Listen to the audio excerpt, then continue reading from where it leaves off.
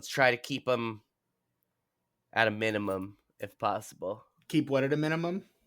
Because as someone who makes up my own words and slang, Shibby that would never even make a list of consideration. Is Shibby okay? How does Shibby then compare to something like Snoogans?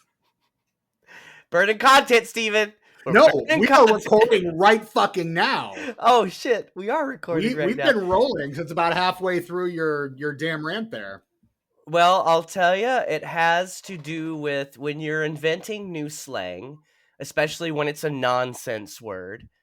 It has to not only be something that people are going to remember, but it has to sound natural and good coming from the originator's mouth. And something like, I would argue that most of Jason Mewes is like silly slang that he makes up for Jay in Jay and Silent Bob. That stuff outside of him does not work. It's cringe as fuck. But when he says it, it works. Because, and that's another thing, we haven't even started, Steven, but that's another thing about this movie, man. Because they're trying to do like a Jay and Silent Bob, Bill and Ted sort of thing, and they kind of succeed. There's a lot going on. There's a lot this movie is trying to do, and I don't know that it's doing a lot of it successfully. I will tell you, Ashton Kutcher and fucking Sean William Scott they have fantastic chemistry. They do. And the fact that you can tell that in a movie with such bad writing is a testament to their chemistry, I think. These guys in a different movie, way into it, actually. But they don't get enough to do in this. Anyway, Steven, you want to start the podcast while I take my sweatshirt off? I'm already having a hot flash. You got really worked up there about the word Shibby is what happened. It doesn't work in any kind of way. And like I said, as someone who's a bit of an expert on the subject, it just doesn't, it would never make a list. Someone would suggest that and I wouldn't even write it down. I'd be like, no. Well, in that case,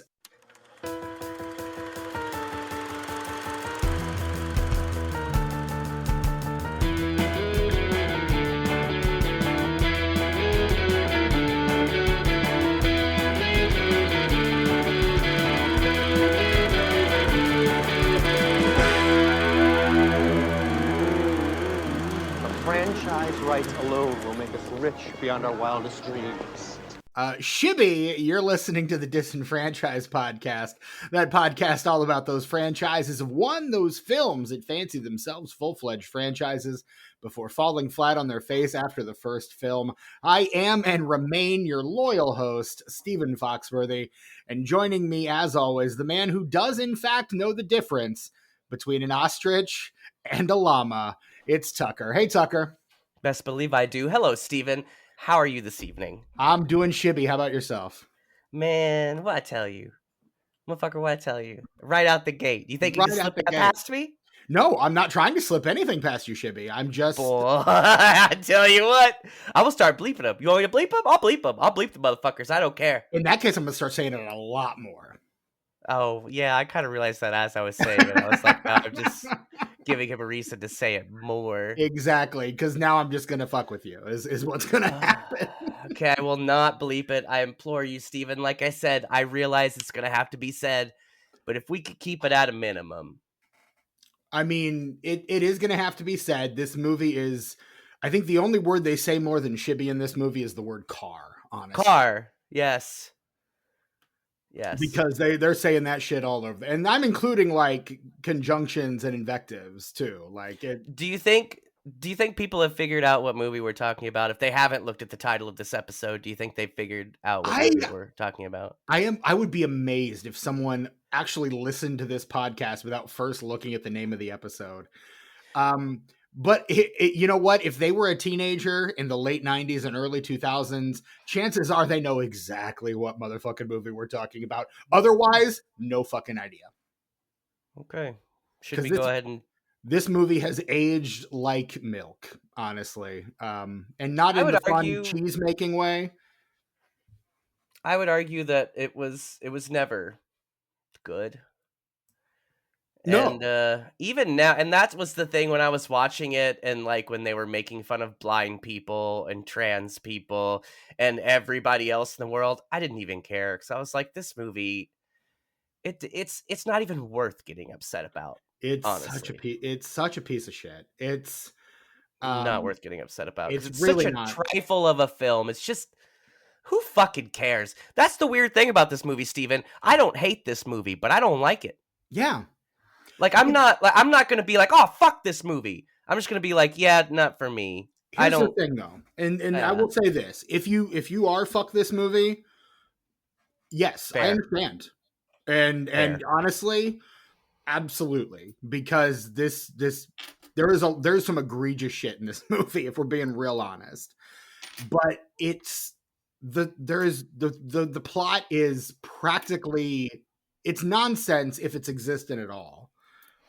The characters, the dialogues, the situations all feel like microwaved from like the cold leftovers of other movies. Yup. Like this is like there's Jay and Silent Bob, there's Bill and Ted, there's Beavis and Butthead. Beavis and Butthead. Like Yeah. Which like would if they would just done that as this as a Beavis and Butthead movie, like they had intended, that was the it plan, might right? have actually worked a little better. I could Yeah, see this working better as an early Beavis and Butthead film. this was planned as a live action Beavis and Butthead adaptation, and eventually that was scrapped, and they decided to make it this instead. But Ryan Gosling and Mikey Day weren't like age appropriate for the roles back then. I don't understand who would have played them in live action. I don't know. Huh. Probably Ashton Kutcher and Sean William Scott, honestly.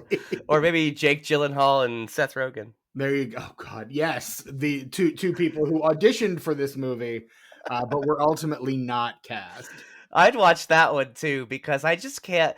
Like, I could see Jake Gyllenhaal being funny, but I don't think I could believe a lovably gullible Jake Gyllenhaal. He's Okay. just too. Have you're talking like someone who has not seen the movie Bubble Boy, and I need to know if you've seen the Jake Gyllenhaal vehicle Bubble Boy. You know, that's probably the problem. I never saw that. Never seen it. Because I and again, I don't know that he necessarily like relays himself well there in that particular role, but that is very much kind of what he's doing, and that is his immediate follow up to Donnie Darko is Bubble Boy. Oh, nice. I always I mean, forget that that was him in that. Like, I always remember that movie being a thing, yeah, but I always forget that it was our boy Jake Gyllenhaal. yeah, that is the comedy version of the John Travolta film The Boy Who Lived in a Bubble. Yeah. They do Bubble Boy, and that movie, it comes out in 2001, the year after this. And the movie we're talking about today is 2000's Dude, Where's My Car? We're talking about Dudes, Where's My Car? Dude, Where's Hey. My Car? With directed by Danny Liner, written by Philip Stark, and Written? starring This was written? somebody Are you had sure? to do something. There's a script. No, for this movie. somebody was just writing jokes and setups like as they went along.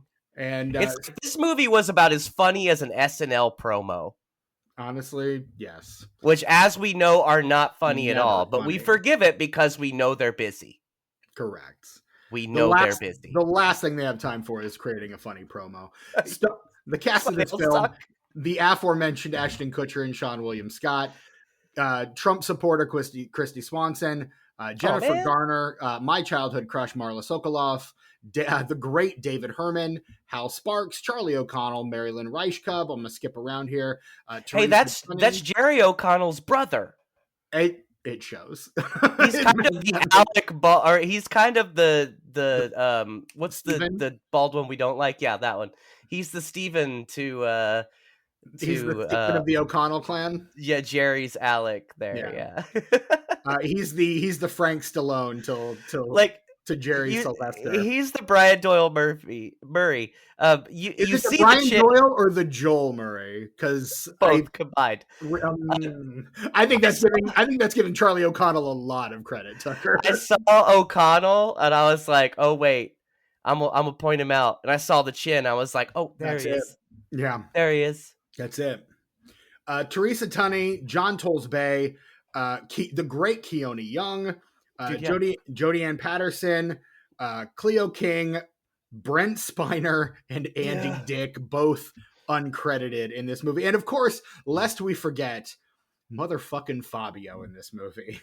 Fabio's there for a second, yeah. He is, yeah. This is, so I told you I had a Letterboxd list with this movie on it in the group chat, despite never having seen this film. And that is movies where the main characters are stoner coded without actually ever smoking weed. Yo, yeah, well, it's because it's PG-13, and I really think they set out to make an R, They which you clearly can set out to make an tell R.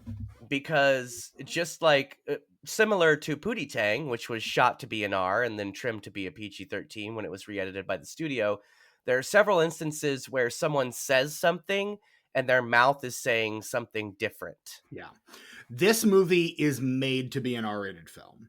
But I think this was kind of a smart decision, I think, by the studio, if this was a studio decision, to knock it down to PG-13, because why even bother rating it R?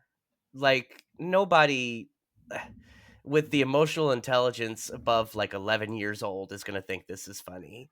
So Unless there's no they're reason to stoners, even unless why they're even stoned no. out of their Hi, fucking mind. stoner here. This is not funny. This is not funny. Not even stoners think this is funny. Like you have to be a stoner and then like add a bunch of other adjectives before that. Idiot stoner. I mean, you said it. I didn't.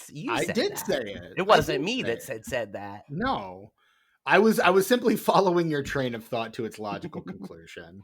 You did it. We're all proud of you, Stephen. Can I have my treat now, please? Yes. The monkey has danced for his supper. Please give him the supper. Your Kangol with your name on it? Is that your prize? Not my Kangol, my beret. My motherfucking beret That's actually is what a beret, that was. yeah. Yes. Yeah. Which is why they're so put out by it, is because it's not a Kangol in 2000 would be fucking cool as hell.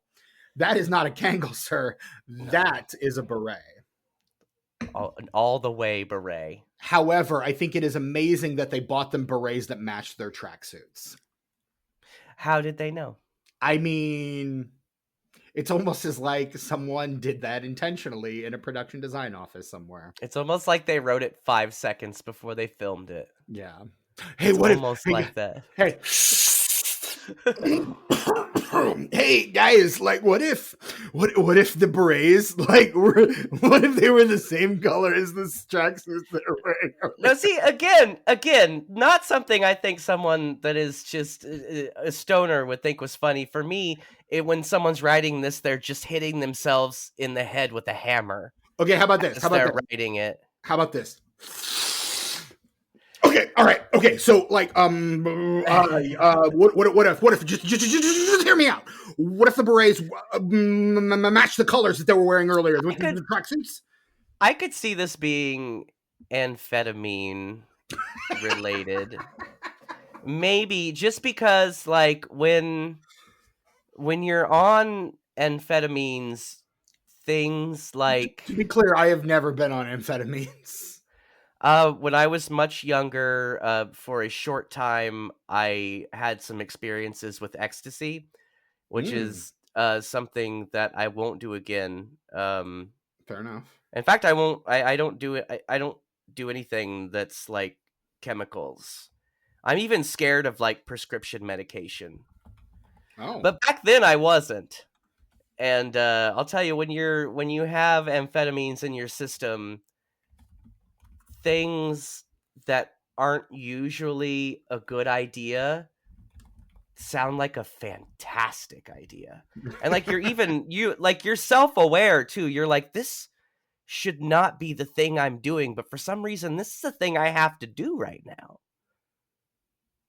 Yeah. I can only imagine. I've never done like meth or speed or any of that other shit.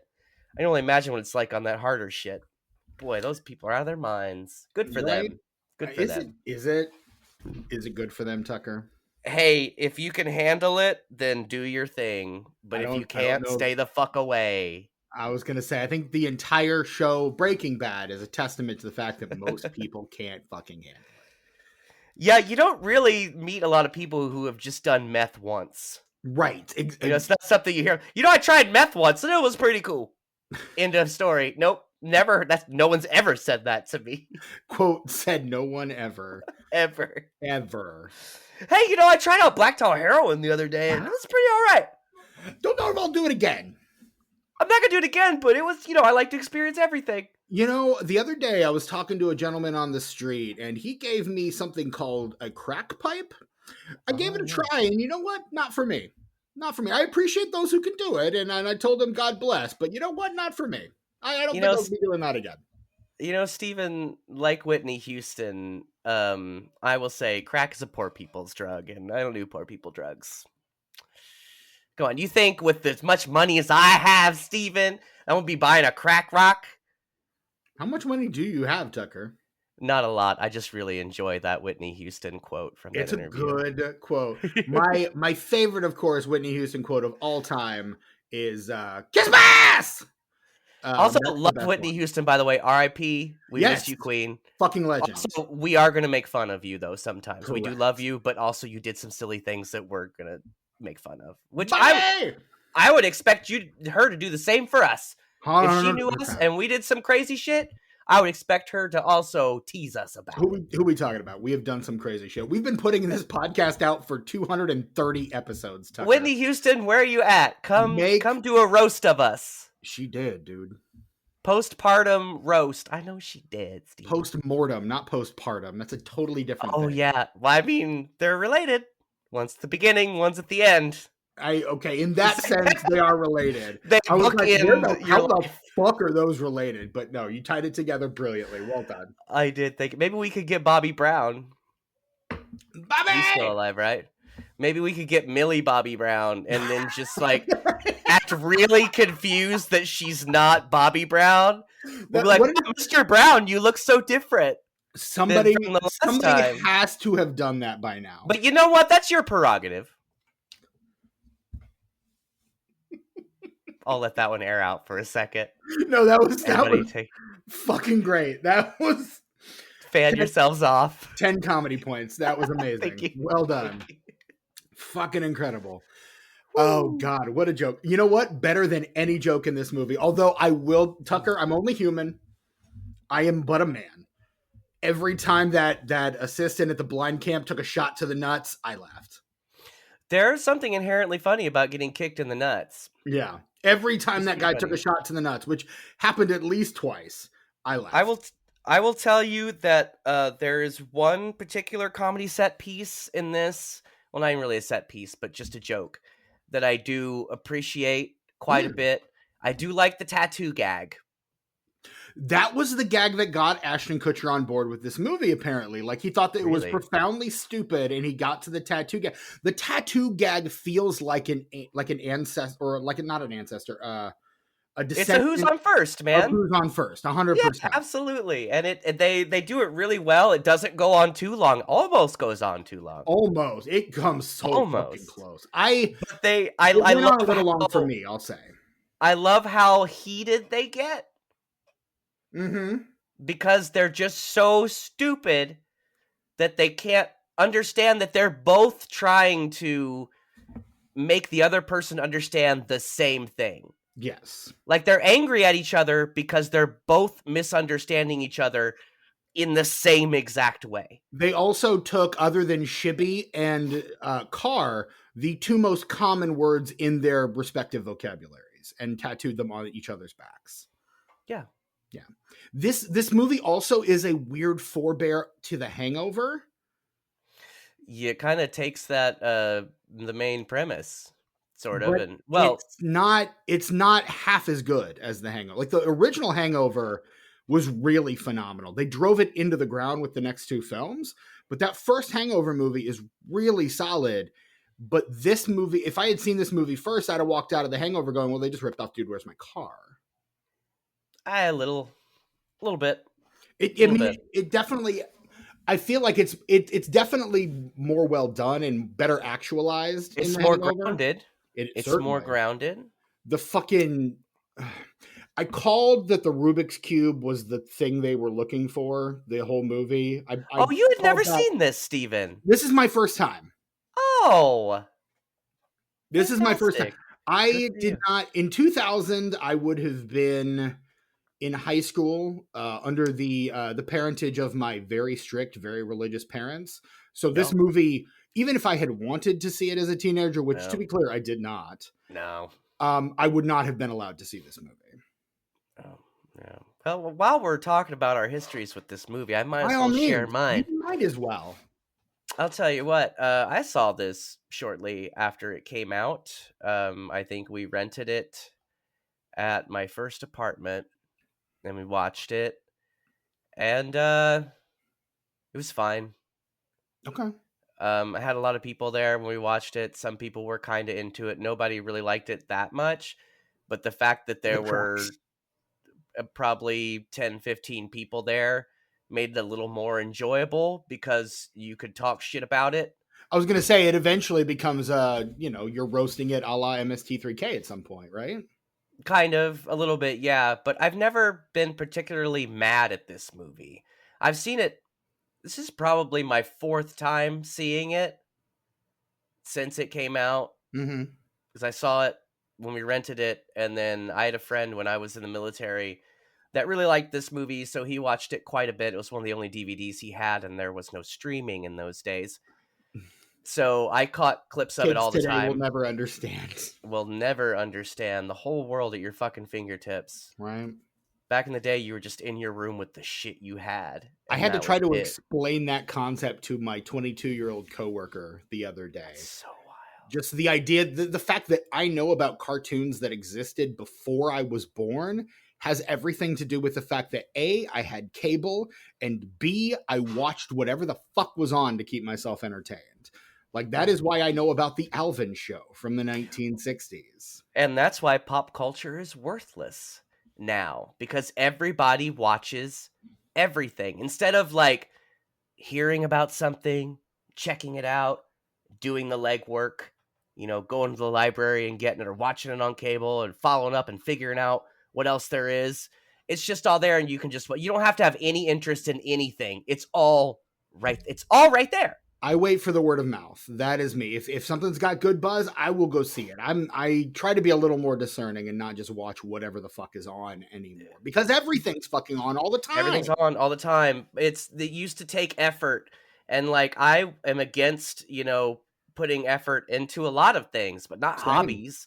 Like hobbies, That's the fun part, is putting the that's effort the into fun those. part. Yes, the fun part is reserving it at the library and waiting for that VHS tape of Day of the Dead for like 2 months, and like the whole time you're like, Yes. "Oh man, ooh, it's finally going to happen. It's going to go down." And then you get that call from the library and you're like, "Mom, we got to go now. We gotta go now. We got to It's go right there, now right the across fuck town now. to the library." Yeah, I man. gotta, Kids I don't know gotta check how that good book they out. got it. Actually, no. Nah. How good we had it. Fuck them kids. Fuck them kids. But yeah, anyway, so this time that I watched it, I think So this is your third time? fourth time, Fourth time. I would say, because all the times that it was on, I never really sat down and watched it, but it was on enough that it counts as a full time. Sure. I've never really, I just don't care about this movie's thing. Like, I don't care enough about it to be mad about how bad it is. I just don't I'd give be a worried shit. if you did, honestly. Like, again, I understand people having a dog in the fight for this. Like our trans friends being, I absolutely understand why you should be pissed off at this movie. And honestly, those are the worst fucking parts of this movie. Is the just like the Ace Ventura levels of transphobia in this Well, movie. and see, that's the thing, is I think you can sort of get a sense of the intention of a lot of these things back then. And for me, at least, it's easy for me to tell, at least speculate, whether something is ignorance or it's being malicious, and the stuff in this film just feels a little too mean-spirited.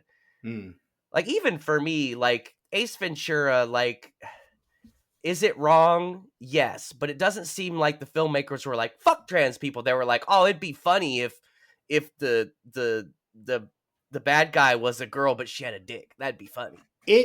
It feels a little malicious, particularly at the end where he's like I haven't pulling seen up it in her a while. dress and exposing her Oh, to the yeah. whole, and then everyone starts kind of like dry heaving and throwing up. Well, because they all made out with her. Right, but still, and it's the same. They do the same fucking No, I thing in get this it. movie where he I kisses. get it. You're right. And I haven't seen Ace Ventura in a long time, so yeah, you're right. I But haven't either, but I remember that. If I have to conflate it to something, it's more like the homophobia in early Kevin Smith films. And we do get a fucking F slur in this movie too. Yeah. Which is also like just out of nowhere and completely uncalled for. Yep. I mean, there's no place where that slur is ever called for, to be clear. But like, it just out of nowhere, you're just like, well, I'm not the one who called Dalai Lama. And I'm just like, what the fuck are we doing? Like, and that's something that even like, that keeps the Bill and Ted, the original Bill and Ted's Excellent Adventure from being like a perfect movie for me, is that the fact that they hug each other and then drop that F slur. And I'm just like, why the fuck are we doing that? That's another instance where I would say that feels more innocent, because I think there is a natural disgust, and I would say this is true for queer people as well. Queer people don't want to be called straight because they're not fucking straight. And I think it's the same, like, straight people don't want to be called gay because they're not gay. And I think there's an institutionalized homophobia. I'm getting there. Okay. I'm getting there. I'm saying that is the foundation of why you would, like, if a friend of mine, a male friend of mine that knew I was straight, and they like came on to me and tried to like do something physical with me, I would not appreciate that. And I think that's the root of that. It's another thing with like, when I talked about Z-Rock, the series Z-Rock, where all of those guys, I guarantee you, none of them would say that shit now, because it felt like ignorance, innocent ignorance. And that, for me, the Bill and Ted, it just seems like ignorance. Ace Ventura, I'll give you that one. That's fucked up. That's malicious. The shit in this is borderline, and it crosses the border a few times. I am the only saving grace, if you can even fucking call it that, is that it is not the bulk of the plot of the movie the way that it becomes in Ace Ventura. And it is a weird fucking plot point, along with 7 other weird fucking plot points in this movie. There's no reason for it to be there except to make a joke out of trans people, which is deplorable and disgusting. Yes. Agreed. Yeah. Like, again, we love our queer and trans allies, our queer and trans friends, and we try to be allies in as many ways as we're able. Now, I will admit that I do have some hot takes. Sure. Because as much of an ally as I am, and as much as I love everybody and want everybody to do their thing, like, I'm old and I don't understand all of it, so I'm a little clumsy sometimes, but I guarantee you I am never malicious. I am never this movie. Right. You know what I mean? I promise you that. This movie absolutely is. And again, it's the phrase gender challenged man feels really gross to me. Now, I might get some... Go ahead, Steve. I'm sorry. I'm just saying that's how she refers to herself initially in the film. I'm a gender challenged man. And I just that really kind of just repulsed me. I'm not gonna lie. I guess, and this might be a hot take, and this I hope this doesn't upset anyone, but I think the worst Tucker's part gonna get Ashton Kutcher canceled today. No, the worst part about it is it's not funny. Like, I think comedy lets you do satire. Comedy lets you make fun of something by presenting it in an honest way. Right. That is why. But this is not even funny. That's the worst. This isn't even satire. It's not even trying to be as much as you want. Offend anybody you want as much as you want. Just at least make it funny, man. Exactly. At least make it funny. But this movie can't bother to make almost anything. No. There's a difference, I think, between what this movie is doing with trans people and what something like Tropic Thunder is doing with blackface. Like, that is the point. And ableism. I mean, the ableism. I'm able to forgive the ableism less than I am the blackface.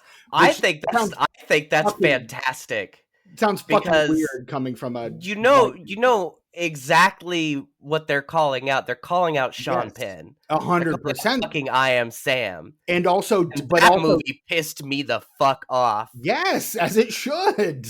And so Tropic Thunder, they can be as silly as they want portraying a developmentally disabled person, because they're taking the piss out of someone who did it earnestly and fucking failed to an offensive degree. Exactly. But again, it's the blackface that we saw from Hollywood stars coming up, like Al Jolson. Even my beloved Orson Welles did blackface for Othello. And he did. Probably did. Yeah, which is a thing that my trans friend Hope and I are going to have to reckon with in a few years when we get to that movie in our new podcast, which we'll talk about later in this episode. Ooh, you know what? You guys do that, and on DisenFRANCHISED, we'll do Bamboozled. We'll do a theme week. Was Bamboozled supposed to get a sequel? Because I kind of wish Spoilers, they kind of die at the end. Everybody dies at the end of Bamboozled. There's no way for Jada Pinkett Smith is the only person who doesn't die at the end of that fucking movie. Right, weirdly. Michael Rappaport doesn't die. He's another guy that doesn't die. Michael Rappaport doesn't die, Steven. That is not a bad Michael Rappaport. I'm not going to lie. Thank you. It's pretty all right. I have a lot of practice. Again, seen Copland 1,000,000 times. It shows. But Bamboozled and Tropic Thunder are doing something legitimately satirical. They are legitimately poking fun at the institutions that create these offensive things, versus something like this movie, which feels like it is punching down constantly, and it's not even high enough to punch down at anybody. So it's taking pot shots at people that it feels are weak. There's fucking Asian racism all over this fucking movie. There is the recurring and then gag. My partner and I were watching this movie this afternoon. She decided to get stoned and watch this movie with me. I did not get stoned during the movie. I was like, I've got to record a podcast. I'm going to take my edible right before I start recording and then just wait for it to kick in during the episode so I can be in the right headspace to talk about this thing. But she took her edible before, and she was like, I had an Asian friend whose parents owned a Chinese restaurant in my small town, and everybody kept asking her, and then... And she would always have to respond, no, and then. And she's like, even the creepy choir teacher did it. I'm so sorry I laughed at that, but that was really funny. And I was like, that's really terrible that she had to deal with that. I was legitimately, and she goes, she really took it in stride. And I was like, what other recourse does she fucking have but to take it in stride? Even the teachers are doing it to you. That's terrible, but also really funny. Oh, is awful. Again, it hurts. This racism is killing me inside, Steven. Tucker is getting Ashton Kutcher canceled tonight. No. Which I think is the reason why, despite the fact that a script exists for a sequel to this movie, and both of the lead stars have expressed an interest in doing a sequel to this movie, Ashton Kutcher's recent cancellation is the reason why we will never see a sequel to this movie. I'd actually be interested to see a sequel to this, not because I think it would be good, but because, especially if it's now, like if they did it 20 years later, like what would that even look like? It because you look at, again, stoner coded characters that never smoke pot, like that's Bill and Ted, 100%. That's Bill and Ted. But then you get like with Bill and Ted, you get that legacy sequel, and they have kids, and and that's the thing, is their characters change, right? But like they're still essentially the same guys, but they're old. The backstory that we had for them, though, and again, this, I think that the first two Bill and Ted films do a great job of establishing enough of the lore of that franchise that there's an expectation for where they're going to be, and the whole notion of they're supposed to save the world and they didn't is really fucking compelling. That's such a compelling idea, because that is every like gifted kid who grew up, who was supposed to be like really special and change the world, and then just like is, to use my own example here, working in a fucking call center. Like, like I was a gifted kid. Me too. I showed so much promise as a youngster. Oh, dude, me and too. Now I'm taking customer service calls. Like, there's but I'm a happy loser, Steven. I'm a happy loser. I've come to terms with it a long time ago, and like I'm all right with it. I mean, I'm totally okay with where I am. I think I'm gonna be okay. There's this song by a musical group called Mob Rich, formerly Moby Rich. It's called Loser, and it was, speaking of movie buddy duos that are stoners and really stupid, it was part of the soundtrack of Jay and Silent Bob Reboot. It's called Loser, and it's a really good song for someone who is not ashamed to identify as a bit of a loser. It's kind of an anthem. You should check it out. Everybody should check it out. It's a catchy song. Plus, if you ever feel like, everybody's an adult and you're just kind of farting around from minimum wage job to minimum wage job, floating around, not really having a plan, just doing your thing, that's a song for you. It's in the chorus they say, "Hey, I'm a loser, but I think I'm gonna be okay. I think I'm gonna be okay." And I mean, yeah, I think I'm gonna be all right. But like, there's this element of that to those characters that I don't think would translate to Jesse and Chester, the two leads of this film. Well, and that's what would be so interesting to see. Because I think, though these characters are not as innocent as, say, your Bill and Ted or your Jay and Silent Bob, they still have even your Beavis and Butthead, honestly. They still have enough wholesomeness and kind of love for each other, I guess, that I would be interested to see how that evolves, who they become in the way we are today. Like, ignorance isn't an excuse anymore. Guys, what do you got? Right. Let's see it. I'd be interested to see what they come up with. I'm not saying I'd like it. I don't think I'd like it, but I would totally watch it day one. Sean William Scott did an interview with Forbes where he basically said he still wanted to do a sequel. This was back in 2017, and that he wanted it to be rated R and, quote, dark and really weird. And I don't know what a dark sequel to this movie looks like, and I don't know that I want to see it. What you do is you take this and you cross it with Very Bad Things. You ever see Very Bad Things, Steven? I have still not. That's one of the darkest. That's Peter Berg, right? I think so. Peter Berg's first movie. Marky Mark's go-to guy, Peter Berg.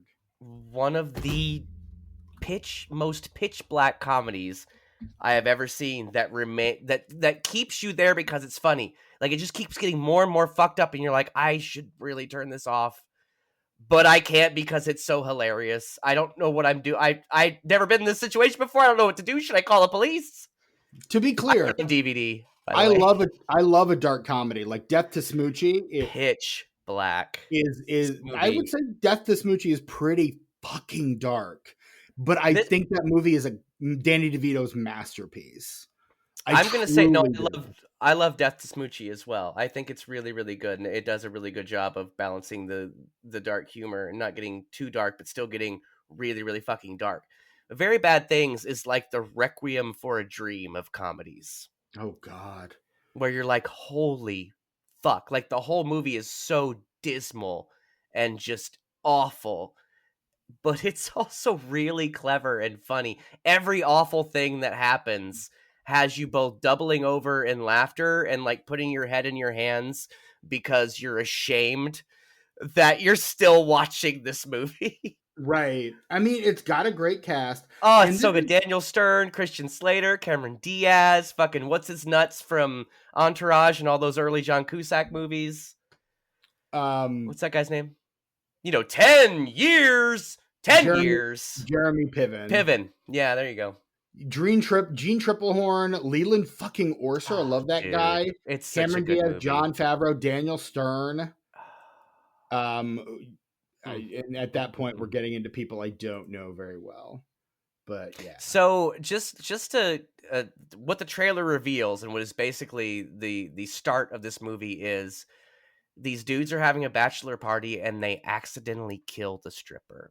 Right. In a way to where first they mortally wound her. Mm-hmm. But no, I'm sorry. She dies instantly, but then the cop that checks on them mortally wounds himself, and they just have to sit outside the bathroom door, all with their backs against it, just listening to this man die. Yeah. This is a fucked up movie, but it's also one of the funniest movies I've ever seen in my life. I don't know how they do it. I don't know how it shouldn't exist. Written and directed by Peter Berg. I will tell you why it exists, Tucker. He's a madman. I will tell you why it exists, Tucker. It was 1998, and there was a mountain of cocaine. Oh, yes. You guys, speaking of cocaine, Steven, do you remember... I'm really bad at saying her first name. The girl from Abbott Elementary, Quinta. Brunson. Okay, so she's gonna be on SNL. Oh, and so this week, like when I'm done here, I will be watching SNL as it airs, right. As you are wont to do. Which so is why we tend to want to schedule these earlier in the evening on Saturdays, so that you can catch Saturday. I got a hard out at 11:25. You sure do. So she's hosting this week, and Walton Goggins is next week, Steven. I love that man. And I'm so glad he's finally hosting. I've been waiting the last couple years. The series finale of Righteous Gemstones is tomorrow night, as of the date of this recording. So excited. And I both cannot wait and do not want to watch it because I know that as soon as I watch it, it's going to be over. And I don't want this show to be over. I've seen Vice Principals. I like watch it again. I'll probably watch it again. That's my favorite out of all of them. I will try to find a new show. You yourself have tried to get me to watch so many shows that I haven't started yet. And you gave me so much shit during the last What Are We Watching, which we recorded a new What Are We Watching. It is up on our Patreon right now. Patreon.com. It's on the Patreon. Like you gave me so much shit for not watching shows, and you're wanting me to rewatch something. Like, no, just watch Hacks. Dare you? Jean Smart, man, come on, Jean Smart. I don't know how much time we have left with her, so watch Hacks. I mean, she's spry for like 73, 74. She was born in 1951. Why do I know when Jean Smart was born? I don't know, dude. Weird. I just work here. Love that woman. She's great. Anyway, the reason I brought it up was because you spoke of cocaine.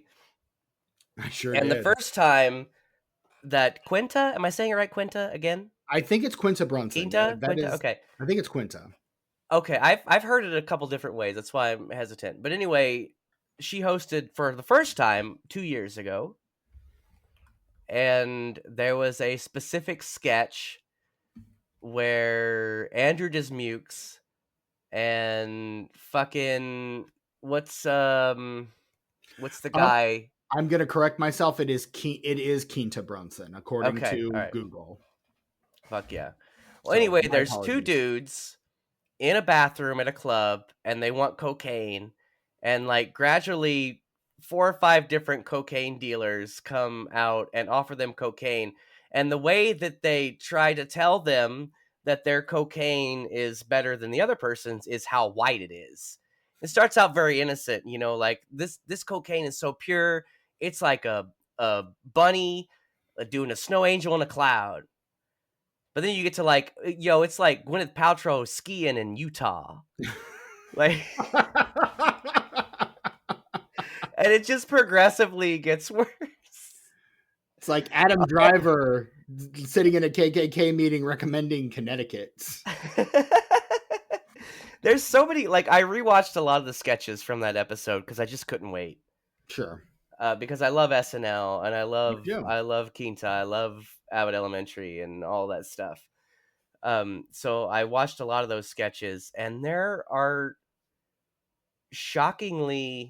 at least 2 where she is a man. And I Okay. think, and wow, like you wouldn't think because she's a smaller woman, you're like, oh, a petite woman, that's very feminine. But no, she plays a short king, like really convincingly. I love that Like for she's her. in the bathroom sketch when she's a cocaine dealer, she has like a little soul patch and some dreads. And then like there's another one where she's balding. She has Okay. like a mustache. Some really Okay. good stuff. I would recommend, I don't know if I can recommend tonight's episode. I'm going to go ahead and say I probably can. Soft recommend it. Because she's one of those guests that you can tell she's really involved in the writing process. Well, I mean, There's some guests where just like, okay, what do you want me to do? I'll do it. And there are Right. others where like, okay, I got this idea. I got that idea. I'm going to write this with you. I'm going to write that with you. They're staying up until 4 a.m. on Wednesday writing with everybody else.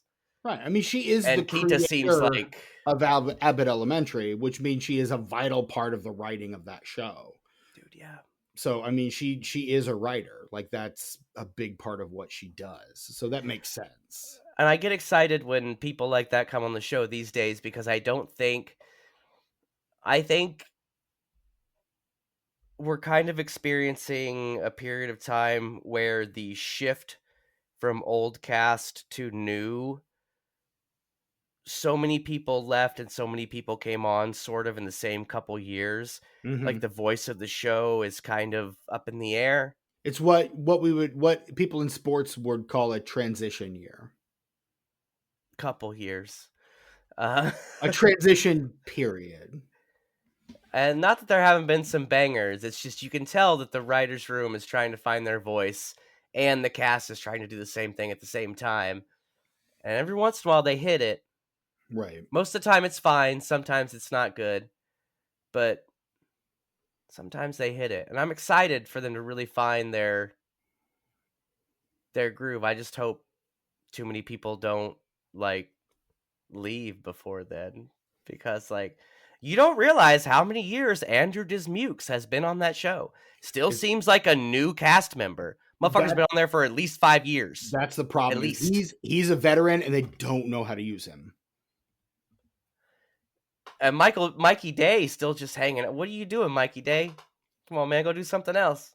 Like I feel like in some ways the biggest like auteur voices on that show are Ego, Heidi, and Bowen. Sarah Sherman. Oh. And Sarah Sherman. Right. Yeah. But like I would say Bowen and Sarah Sherman. The other two, yes, but not. Those two for me are at the top. Those are the two biggest, loudest voices of the show right now. 100%. But there will be whole episodes where Bowen does very little. Yeah. And whereas I think he'd be in movies and shit. That's true. In the Academy Award nominated Wicked, right? And his podcast got they have an award show that was on Bravo. Like, so he's doing a lot of other shit too. I first knew Bowen as a podcaster because Culturistas. Yeah, Las Culturistas, because he and his co-host on that show guest starred on my favorite podcast, Blank Check with Griffin and David. I'm Dude, wearing I love Blank those Check guys so merch right much. now. I don't I know do Blank too. Check, but I know those other guys.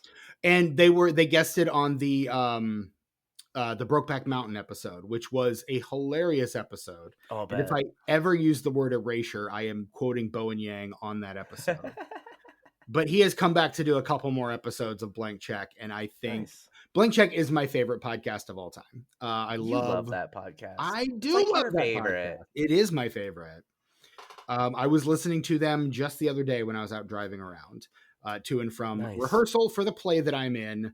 If you're in the Chicagoland area, see Sylvia at the Drama Group in Chicago Heights in June, early June, first 2 weeks in June. Steven's in a play, you guys. Go see it. I'm going to play. If you're in the Chicagoland area, come down and see us. If you're you not... got to see it because I won't be able to. That's true, you won't. I'm about 2 weeks out. I was going to say, you're going to be packing your life into boxes around that time, so...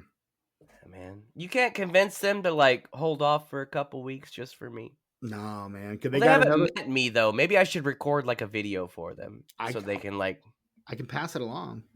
Right. But I know they're going to start rehearsals for Matilda the musical, like, right after we're done, so... Who are you going to be in that? I'm not. All right, fair. If I were to have auditioned, if I hadn't gotten a role in this show, I might have auditioned for it, and I would, of course, be going for the Danny DeVito role. I would say, didn't he direct it? Couldn't you just direct it? You're Danny DeVito enough. You could just direct it. No, they have a director already set up, so yeah. But yeah, I'm in a play. So Steven's in a play. So if I am more like earlier this year, I was moving. Now I'm in a play. So if there are a couple of weeks where I'm just like strangely and mysteriously not here, that is why. What Steven's saying is there may be, we might be adding to the rewind. Yeah, there may be some rewinds coming up soon this summer. Yeah. Yeah, particularly because I'll be doing my play right around the time when honestly, we may just block off the entire month of June as rewinds. I don't want to do that, and we've got shit on the schedule for June and guests lined up, but if we can't schedule it, then we may be in some trouble. Yeah. I do need to talk to you about scheduling after this episode, by the way. Absolutely. I'd say me and Brett could do it, but it's kind of hard to get Brett on here. It is for various reasons are completely legitimate. Like, believe me, Brett would like to be here if he could be, but I would say out of the three of us, he probably would like to be here the least, but he still would like to be here. Correct. Man's got a lot going on in his life right now, and I will not get any further into it than that. But we love him, and he's always welcome, and he is a pivotal, core, essential, original part of this podcast, and hashtag never forget. He's part of the foundation, dude. He's like a load-bearing beam of this podcast. Exactly. Look, when we do something on DisenFIVechised, there are 3 keys that need to turn, and he holds one of them. So that's true. That's true. He's like the wire when they like make concrete walls and shit. Mm-hmm. How they shape it with like the metal wires and shit. He's the metal wires. Absolutely. You're the concrete, and I'm the rain that puddles up before they put a roof on.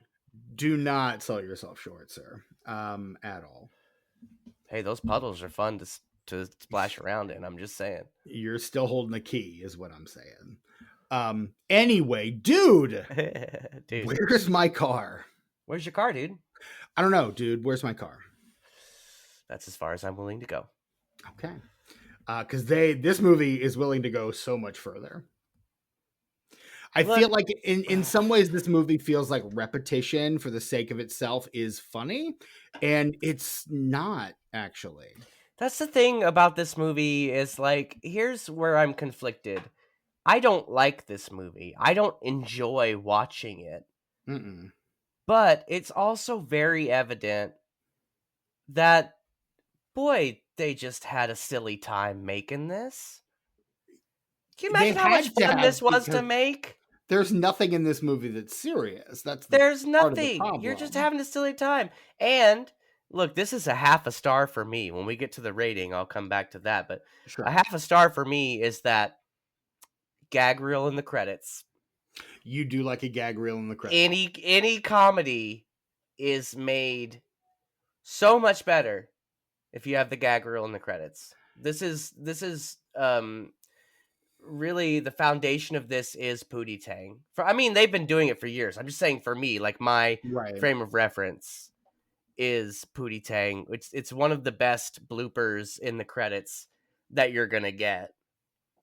Yeah. But a lot of comedies do it. Any comedy that does it, like I'm gonna at least watch it once because I want to see those bloopers. Like the stuff with Sean William Scott continually fucking up his line, that was fucking gold. And you can tell he's starting to lose it by the last one, and you can tell there's probably like 15 more they could have put in, but those are the 3 funniest. Like, look, gag reels on comedies are something special because any gag reel is fun. You get a Marvel movie gag reel, that's fun. Sure. You get a horror movie gag reel, fucking hilarious. Absolutely. Any genre is great with a gag reel. 100%. But in comedy, everybody on that set is already doing their best not to laugh. Right. So, when the floodgates open, the laughter on a comedy set when somebody breaks is just, it's so pure. It's like, it fulfills me. It nourishes me. Gag reel laughter on a comedy, it nourishes my soul. Fair. So much pent up laughter. Like, you imagine, even on something like this, like, I can imagine this was probably a movie that was funnier to film than it is to watch. Yeah. So, like, as that crew, you're like, gotta be quiet. They're doing a funny thing, but I gotta be quiet. But they break, or like something's fucked up. Permission. Let it go. How long have you been holding that in? Right. Let it go. It's medicine, baby. It's medicine. Laughter is the best medicine. Gag reel laughter on a comedy. Ooh, the best medicine. You hear that crew laugh? Thinking about it just now is making me feel fulfilled, Steven. For me, it's those moments that manage to stay in the movie, but there's such a hard cut because the crew immediately starts laughing at the end of the take. Like, you see the comedies, you can tell. You're like, oh yeah, they had to. any quick cut. Like, my 2 favorites are the Gene Hackman "I Was Gonna Make Espresso" and Young Frankenstein. Not a film I enjoy, but yes. That moment is wonderful. And then you're not a Mel Brooks fan, which we should just clear the air there. Love the man. I'm sure he's a great dude. Right. Everybody loves him, so apparently I'm the weird one. I'll be the weird one on that. You'll take the L. And then the second one that I absolutely adore is in the movie A Mighty Wind, where Bob Balaban is like just like this kind of like nervous pervis, like just kind of like, and then Michael Hitchcock is trying to like calm him down, and at one point he like just goes too far, and Michael Hitchcock just slaps him on the top of his bald head, and there's a hard cut after that, and it's because the crew immediately lost their shit. This is what I want. I want a theatrical presentation that is just the combined gag reels from every Christopher Guest related mockumentary ever made. God. I think you'd have to have an intermission because you'd have to like rest your stomach. I mean, there are a few movies there probably wouldn't be a lot of that stuff in. Like, I will say probably Almost Heroes, The Big Picture, and then I said the mockumentary ones. The mockumentary. Well, in that case, only. then fucking Mascots. That movie is. Yeah, I didn't see that. I thought that was a show. Nope, it's a movie. It's on Netflix. Yeah. It's not good. I did all the Christopher Guests during the pandemic, and I will say Mascots is the worst one by a mile. Might have been some good some good bloopers though. May have been. I don't know. The movie wasn't good, so I can't imagine the bloopers would have been. But yeah, give me some Spinal Tap, Best in Show, Waiting for Guffman, Fred Willard's stuff on Best in Show and Mighty all those in gags. particular feel like there was a lot of there are a few cuts in A Mighty Wind that are just again a little too quick. Yeah. because of Oh just man. Fred Willard being Fred Willard and in such a maniacally twisted way. Yo, are we gonna do Disenfranchised at the movies for Spinal Tap 2? Because you know that's Straight, coming. Like theatrically released I Spinal know. Tap sequel is coming. Like Straight wide away, dude. release, not Phantom Events or Fathom Events. You know, it's like an Right. actual movie that's gonna be in actual theaters. I love Spinal Tap. I have seen all I of their trust every one of those guys too. yeah. That they wouldn't just fucking Implicitly. half-ass some shit. Oh yeah. No, like Michael McKean, that guy does the work. Harry Shearer is too like fastidious and persnickety to not do what he's supposed to do. I mean, the man doesn't even show up for like episodes of The Simpsons he thinks are bad. Like the Family Guy crossover, he just like said "fuck you," no way. Yeah, no, get out of here. For that one. Like everyone else did their shit, but like there's no. You'll notice there are no Harry Shearer characters in that episode at all. I And- don't blame him. Love you, Seth MacFarlane. Just don't like any of the things you do, except for the Yeah. Orville Yeah, and your fair. music. But Guy though, you heard an interview with that guy. Like we would be friends. We Sure. would have a lot of fun together. Anyway, Sure. continue. no, but and then Harry Christopher Shearer, yeah. Guest, just I love that man. One of Especially you get him with those two guys. Fuck. Mhm. Like Fuck. the reason why A Mighty Wind is like a top 2 or 3, I struggle because of Waiting for Guffman. But Best in Show is probably number 1. But A Mighty Wind is the first Christopher Guest film I ever saw. But then it's literally him just paired with Michael McKean and Harry Shearer again. As the guys who used to open for Spinal Tap and get booed off the stage every night when they were touring as Spinal Tap in the 80s. Side note, because I don't want to do it here, I want to stretch it out to at least an hour on a Patreon episode. Top 5 mockumentaries involving, you know, all of those people. The only reason I say it that way is they're all Christopher Guest movies except for Spinal Tap. Which So is I'll a say Rob Reiner film. top 5 Christopher Guest mockumentaries and also Spinal Tap is included. I mean, We that should do it. Can we do that? We can do that. The theme song is good enough. It's been a while since we heard that theme song. Come on, man. I am on fucker record slaps. as loving the parody that you wrote for the DisenFIVechised theme song. And I'm glad that you like it because, like, trying to recreate that beat so that it was at least recognizable. But being And back legally then- distinct from.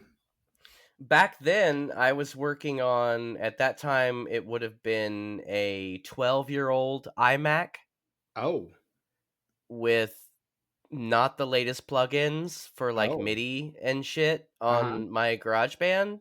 Mhm. I have a little MIDI controller, this little keyboard that has like drum pads and probably about 20 keys. Okay. Has a little tremolo knob, like a nice keyboard. But back then I had to make sounds. Like back in those days, I couldn't just find a plugin because like my software was so old, they didn't make plugins for it before. I had to figure out how to fake different sounds. Like on that shit that I just sent you for your Orson Welles podcast, Which we'll talk about later in this episode. like I used my actual theremin. Yeah, right. Which I didn't know you have- have. I didn't have an actual theremin then. So Right. on the Spooky-thon episodes, the theme that's on the Spooky-thon, that's me tweaking the synthesizer settings on GarageBand Right. and getting like something as close as I can to a theremin. I'm not kidding you, Steven. The DisenFIVechised theme, it took me about 2 minutes to think of it. It took me about 4 hours Oh my. to recreate that beat. And it took me about 5 minutes to record the vocals. Done. Right. Done. And I came up with them as I was singing them. Yeah. I mean, I don't want to say it shows, but yeah. It's fantastic though. It's a good one. It's one of my best. Yeah, I love it. It's my favorite thing you've recorded for this podcast, if I may say. Dude, yeah. Dude, It's yeah. good. There's some that's the hidden gem really of the Patreon. Like you get a lot of really good content, but there are distinct theme songs. Every What are we watching? every show we have ever mentioned on this that is up on our Patreon has a different theme song written by either Tucker or friend of the show, Evan Jimmy. Is it Wilson. William? We're doing Wilson now. Evan That's Wilson. right. Evan Wilson. AKA Jimmy, but Jimmy. only to me. Don't call Only him to Jimmy. You have not earned that right. I have not earned that right. I know that whoever's listening right now has not earned that right because you're not me. I'm the only one. That's a lot. You're the kicker of being able to call Evan Jimmy. That's true. That's true. I'm the only guy, man. I'm the only guy. Anyway, I had something to say. Where were we going with that? Talking about theme songs, the DisenFIVechised theme song. Oh yeah. This was my segue into like really hardcore promoting your new podcast, Steven. Yeah. So yeah, I mean, I guess we could probably start wrapping up this episode. We don't have a lot to say about this movie. Look, it's bad. Okay, what do you want from us? It's bad, but it's not. I'm not. It's. I don't care. That's if someone asks me how I feel about this movie, I just don't give a fuck. Like, I can't be bothered to not like this movie. Sure. I don't give a fuck. It's just, who cares? Yeah. It's just so dumb and so bad that I can't even get mad at it because it's so insignificant. Yeah. I don't care. It's honestly, I don't care. Here's the thing. It's barely worth talking about.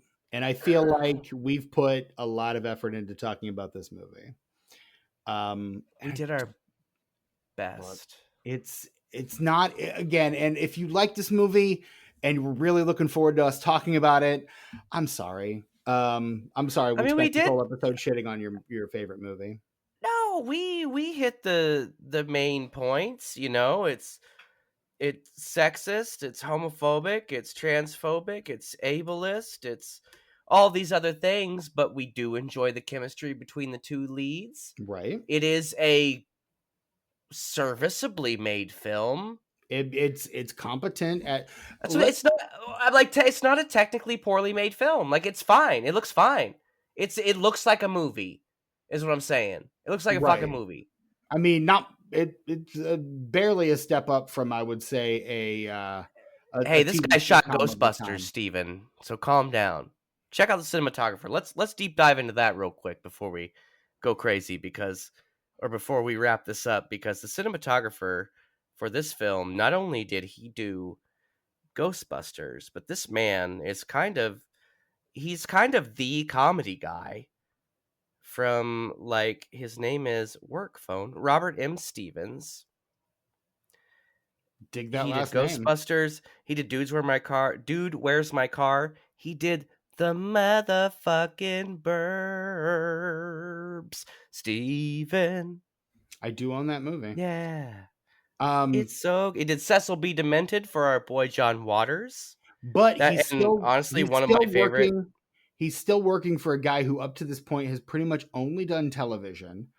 And he ain't working for shit anymore. He stopped in 2010. He ain't working for shit. I was going to say, the man who would go on to give us such films as Harold and Kumar Go to White Castle, The Great Wonderful. Now that's good. Now Harold and Kumar, I'm glad you brought that up, because Harold and Kumar is this movie done right. This movie crawled so that Harold and Kumar could fucking sprint. Sure. Like, they learned all their lessons from this movie. It's the same director, same cinematographer.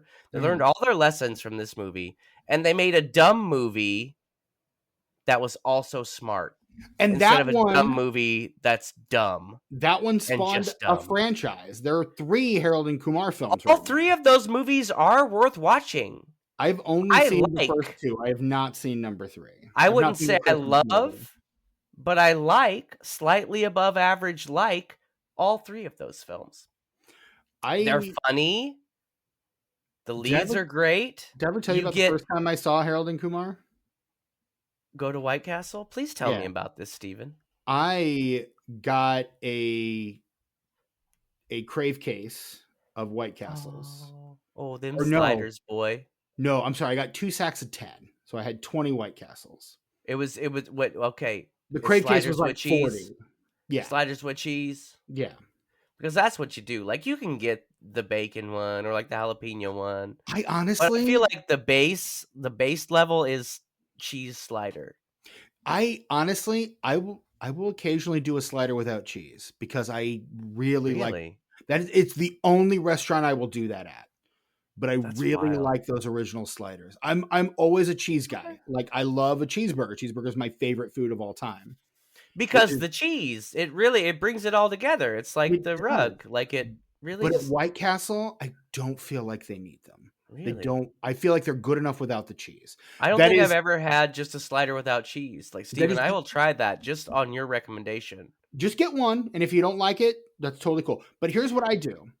Here's what I will get the slider without cheese. Again, if I'm wanting to get, a little saucy, I might get the ones with cheese. I don't feel like they need them, but if I want to just gild the lily, I'll do that. And then Yeah. I will get just 2 handfuls of the spicy brown mustard, Yeah. and I will put a bunch of that spicy Oh, brown mustard wow. on each one of those. I On love the that without cheese.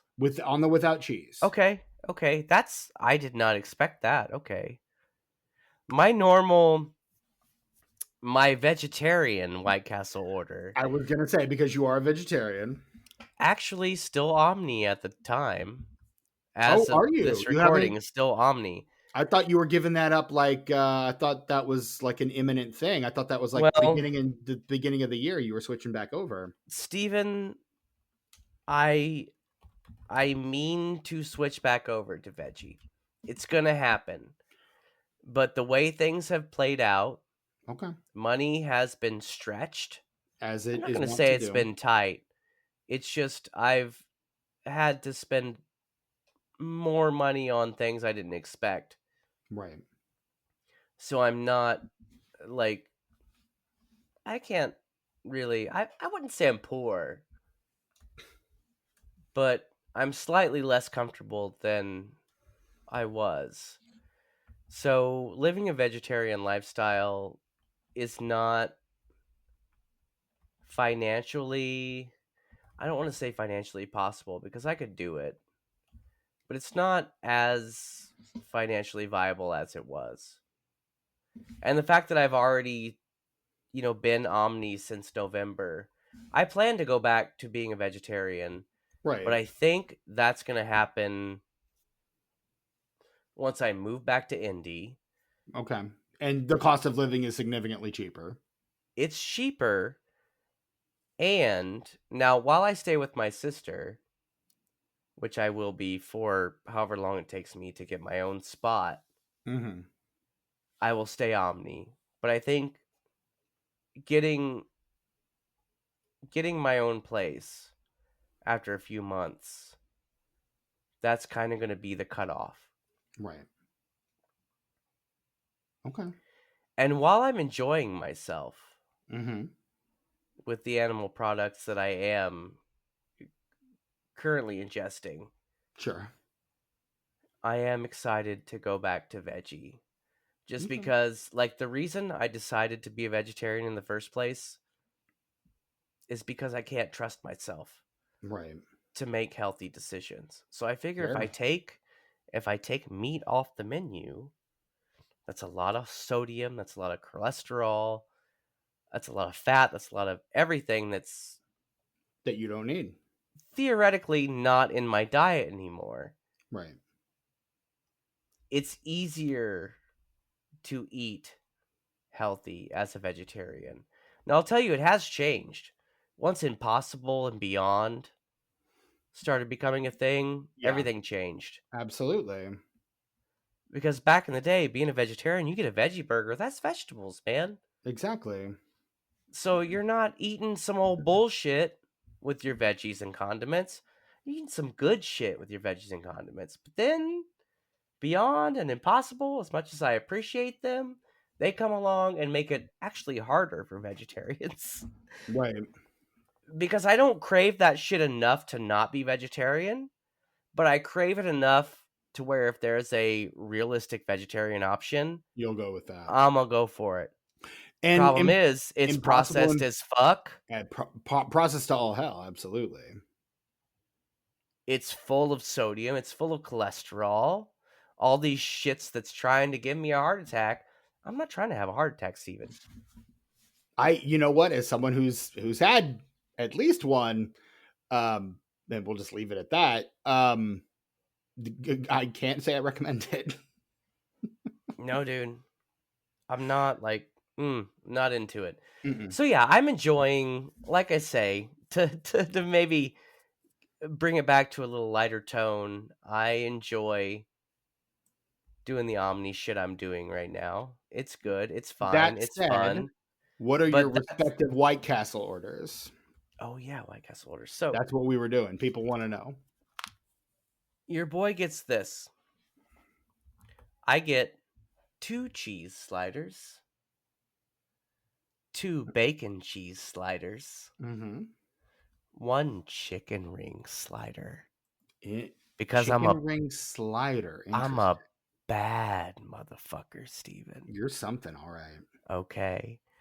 And then I get the 8-piece mozzarella stick. Do you get Now, cheese on the chicken ring slider? no. I Mm. raw dog it, surprisingly. You know what I would do. You put some cheese on it? No. Here's what I would do. I would get Okay. the cheese slider and a side of chicken rings, and I would take a chicken ring out of my bag of chicken rings and put it on the cheese slider. That's what I would do. Here's the thing. The cheese slide, the chicken rings, that's a snack in itself. Right. You could dip a chicken ring in something and have a really good fucking time. Correct. But you don't know satisfaction until you've had 2 chicken rings on a slider bun. Some about that sweet, sweet bread and that processed as fuck chicken ring. One of the things that there's an off menu, there's a quote unquote secret menu item at McDonald's. Oh, really? And I will not mention its name because its name is really ridiculous, but it consists of Racist. no, Racist. it's not. It's just I will type it in the group chat here just for you and you alone. I can't wait to see how racist it is. It's What not is this? racist. But I mean, when I tell you the makeup of the sandwich, you will see. Wait, is that that's the Big Mac with the chicken and No, the beef? it's the double cheeseburger with the McChicken. Okay, you could do that with a Big Mac though, theoretically. In theory, communism works, but No, I've read the manifesto. I get it. Like, it sounds fantastic, but then like nobody knows how to do it. right. But you put basically Fucking communism. you put a piece of chicken in between a McDouble. I've also or a McChicken or I'm sorry, McDouble or a double cheeseburger. I've also seen it done with the McChicken and 2 McDoubles or 2 double cheeseburgers. Well, and that's what you do with the Big Mac. You do the Big McChicken is what you would call it. And what that would be is a bottom bun, sauce, whatever, cheese. You got your burger, and instead of a middle bun, Steven, instead of that middle bun, you have chicken. Instead of the club level, I could see that working. Because I am generally not a fan of club levels on burgers as a rule. I'm generally not a fan of McDonald's, but that just sounds fascinating. Yeah. Honestly. I know what good is, but sometimes I can't help myself and I just need McDonald's. I'm no, human. I get it. I get it. But yeah, that's kind of one of my go-tos is that like the McDoubles and I'll do the 2 McDoubles and the McChicken. Sometimes I eat them together, sometimes I eat them individually and let them pound it out in my stomach. But yeah, I like that. That's kind of like one of my go-tos. But the combo of beef and chicken on the same sandwich, there's just something really, really good about it to me. Like I don't know what it's it like is. a turducken. It kind of is, yeah. Yeah. Like I dig that. So that's why I would think the chicken ring on the, and honestly, if you want to get really zesty, put an onion petal or 2 on there too while you're at White Castle. Oh, damn. That might be too fancy for me. I mean, again, we're gilding the lily here at this point, and then some of that horseradish mustard to cut Fucking through White the Castle. richness, and that's why I think the horseradish mustard is the unsung hero of White Castle. I will tell you, I will say it here, loud and proud. I'm so glad that this has devolved into just us talking about White Castle, because this movie really is the spiritual successor to something like Harold and Kumar. Like I Right. was saying before, like Predecessor. Harold and Kumar guys saw this motherfucker and they were like, "Oh, yeah, but we know how to do that right. Like we get what you were doing, and that's a good foundation. But I think we can do this better." Right. And they could, because really there's nowhere to Because go but Harold up. and Kumar exists. Right. And from this movie, there's nowhere to go but up, honestly. And what a course correction, honestly. Yeah. For the director, I guess, and the cinematographer and everybody else that was involved in both of these films. I mean, he still Because doesn't. you The have director two. still doesn't go on to do much else after Harold and Kumar, to be honest. I mean, they are related films, though. And the fact that they are so similar but so different. Like, it feels like Dude, Where's My Car is a reason Harold and Kumar or something like it exists. Yeah. And Harold and Kumar takes that formula, and instead of making it racist and sexist and homophobic and transphobic and ableist, they have two minorities in the lead. Mm-hmm. They have Jewish neighbors. Mm-hmm. It's they're also stoners, so there's this like mashup of stereotypes that just keeps it from being offensive. Yes. Really. Yes. And the fact that you do hire two Jewish actors helps, again, a great deal. Yes. David Krumholtz and Eddie, what's his face from American Pie. Yeah, that guy. Another hyper like stiff, or the Finch from American Pie. Another hyper specific Letterboxd list that I can put this movie on is movies in which there's an escalating series of dares that results in Sean William Scott kissing his brunette co-star. This and American Pie 2, because that's a major key plot point in American Pie 2 that is reminiscent of the Shannon Elizabeth webcam scene, which is. Do you think both of these were something that inspired something like the Atlanta episode where they go to get the sneakers and the guy doesn't want any money, he just wants them to make out? Potentially. I've not seen Atlanta, but Oh, that also, Steven, I'm so sorry. I know.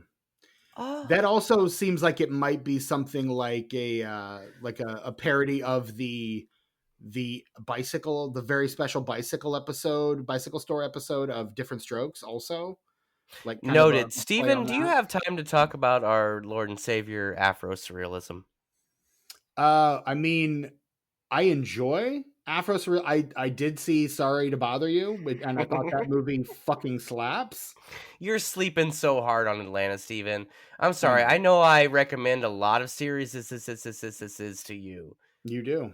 But you are just taking the biggest nap on that motherfucker. The biggest. Just sleeping hardcore. Like trillions of Z's exiting your body every day that you're not watching Atlanta. I will get to it eventually. I do not know when, I do not know how, but I will get to it eventually. It has been on my list for a long time. I really hope that happens. And I can't wait for the what are we watchings that will come of it. Two cast members I did not shout out at the beginning that I would like to. The two guys that are guarding them in Zoltan's compound, are Bill Choate from the Dana Carvey show, the short-lived Dana Carvey show. Mm-hmm. The announcer of the Ambiguously Gay Duo. Give me back my show. And Michael Donkey Lips Bauer from Salute Your Shorts. Yeah.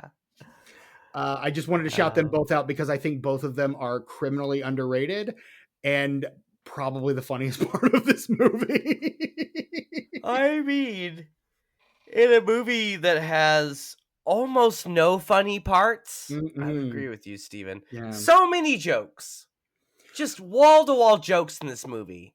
And I will say, But I feel very like, few funny parts. yes, I feel like Sean William Scott comes out of this a little better than Ashton Kutcher does. But this is essentially Kelso and Stifler smoke a lot of pot and try to find a car. That is this movie. Well, and he seems dumber and more innocent of the two. And that's another reason why, as much chemistry as these two have, the duo doesn't quite work like something like a Jay and Silent Bob or a Bill and Ted. Because one is significantly dumber and more trusting than the other. Right. Like Ashton Kutcher's character is definitely the leader of the group. Mm-hmm. Like he's just this much smarter. Yeah. So that he can kind of, lead things. And it creates an imbalance that, like I say, I do love the chemistry of these characters despite the fucking stupid, awful movie they're in. Right. Like this movie comes out the year after American Pie. So we're talking, this is Sean William Scott immediately coming off of American Pie. And this when did Final Destination come out? The first Final Destination. Was he in that before this or after? 2 years after that 70s show came about. Let me check. Because I went to Ashton Kutcher there for a second to get the starting date. My bad. And I will also say Sean William Scott doing amazing work this season on The Righteous Gemstones. And also I would recommend, if you want to see while Steven is looking this up, if you want to see Sean William Scott's range as an actor, definitely see Wrath of Becky. Yes, you've said that's very good. In Wrath of Becky, he does exactly what's Paul Blart? What's that guy's name? Kevin James. Kevin James. So what Kevin James does in the first Becky is only topped by Sean William Scott in Wrath of Becky. Because what's his name? Fuck. Blart? Paul Blart. Kevin James. Kevin James. Why can I not keep that in my head? Couldn't tell you. So Kevin James is effectively frightening in Becky. And I think the whole thing, if they make another Becky, they'll probably do it again. But in the Becky movies, the bad guys, the psychotic killers and cult leaders, or white supremacist group leaders. I was going to say, he's probably Scott's a Proud Boy, right? Like that's are people who are known for comedic performances, turning in bone-chillingly frightening performance. I'm scared of Kevin James in the first one, but you know what? I'm way more scared of Sean William Scott in Wrath of Becky. Dude, I've never seen him in anything but a comedy. I've seen him in some dramedies where he's got some serious stuff going on, but he's mainly doing jokey shit. But Wrath of Becky, dude does not fuck around. So let me break down the Sean William Scott of it all. Genuinely frightening. Go ahead, Steven. This guy, and I will say, and I've said on this podcast before, if you want an actor that really understands drama, get a comedian. We say it all the time. We do. And it holds true every fucking time. Sean William Scott kind of hits the scene. He does a few things here and there through the late 90s, but really hits, obviously, with American Pie. That kind of propels him upward. His very next movie after that is Final Destination. I knew it. That comes in March 2000. Then he's in Road Trip later that same year. Yes, the Tom Green film. And then at the end, I mean, Scotty doesn't know. Although that's Euro Trip. How could he? Yeah, that's true. Yeah. But then in December then of 2000, it's Dude, Where's My Car? So that's 3 just boom, boom, boom. And those movies all kind of made their cultural ripples. In 2001, he does, see our previous episode on Ivan Reitman's Evolution. And then also in 2001, he turns in American Pie 2 and Jay and Silent Bob Strike Back. Oh, he was all right in that, though. I liked him in that. With the braces. Yes. You bet your ass I'd fuck a sheep. Dude, Yo, this this guy's guy not said one of fuck them. a sheep. He fuck a sheep. Wow. I But tell ya. and then he What a does time and a place to be alive. 2002, he does one movie. It's Stark Raving Mad. And then in 2003, he's at it again. It's Old School, future episode of this podcast. Old School and in his next movie, Deal. Bulletproof Monk, which I we will forgot cover on he this was in podcast. that. Yes, he is Holy the shit, with Chow Yun-fat? Chow Yun-fat and Robin Tunney. Yeah. And Fucking then A. and then Wow, also core in 2000, memory unlocked, Steven, in real time. I forgot that fucking movie existed. Mhm. Wow. Mhm. Wow. Where you So been, you're Bulletproof Monk? For it, 20 it years. stuck in 2003. Also in 2003, 2003 is a good year. He does American Wedding and The Rundown with The Rock. Like that's his Oh, that was 2003. good too. Old Like, school I'm not going to Bulletproof say Monk, it's a American good Wedding, and The movie, Rundown. Right. but The Rundown is entertaining and Right. it's fun. Again, the chemistry between those two guys. Holy crap. In Such a fun 2005, movie. he does Dukes of Hazzard. And then again, Yeah. 2006, he does Ice Age The Meltdown and Southland Tales, both of which are one is a very good movie, one is a very big movie, the other is a very interesting movie. And then after that, Also with The Rock, BT Dubs. right, after that he kind of starts entering his wilderness period. Gyllenhaal. It's American Loser and Mr. Woodcock in 2007, The Promotion and David Wayne's Role Models in 2008. In 2009, from the director of Dude, Where's My Car? Balls Out, Gary, the tennis coach.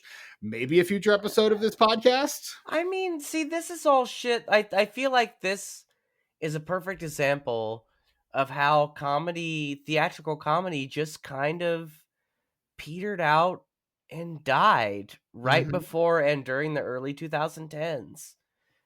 But and then also that year you've got Ice Age of the Dinosaur, Dawn of the Dinosaurs. You've got Planet 51 in 2009, Cop Out in 2010, Goon and American. That was good as hell though. Liev Schreiber and that motherfucker. I feel like that's one where they talk about a sequel to that one too. So maybe that's one we could cover one day. No, there is a sequel to it. There is a sequel to it. Okay, well then fuck the that. first movie though, see Goon, Steven. It's got got Sean William Scott in it as a more on the serious side of a dramedy role.